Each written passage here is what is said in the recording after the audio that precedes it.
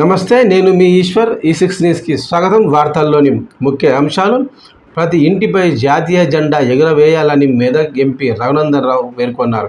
BJP Yuva Morcha పిలుపు మేరకు సంగారెడ్డి జిల్లా కేంద్రంలో బీజేపీ జిల్లా అధ్యక్షుడు గోదావరి అంజిరెడ్డి అధ్యక్షతన మరియు బీజేవైఎం అధ్యక్షుడు ప్రవీణ్ ఆధ్వర్యంలో హర్ ఘర్ తిరంగా యాత్ర కార్యక్రమం నిర్వహించారు. ఈ సందర్భంగా రఘునందన్ రావు మీడియాతో మాట్లాడుతూ, దేశ స్వాతంత్ర్యం కోసం ఎందరో ప్రాణత్యాగాలు చేశారని, వారిని స్మరించుకోవాల్సిన బాధ్యత అందరిపై ఉందన్నారు.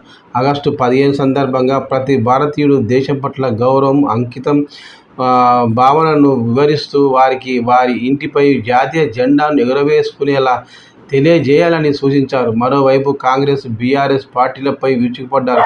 రాష్ట్ర ప్రభుత్వం తీరు అంతగా ఏం బాగోలేదని, గత బీఆర్ఎస్ పాలనకు కాంగ్రెస్ పాలనకు పెద్ద తేడా ఏమీ లేదని విమర్శించారు. ఈ కార్యక్రమానికి బీజేపీ, బీజేవైఎం నేతలు భారీగా తరలివచ్చారు.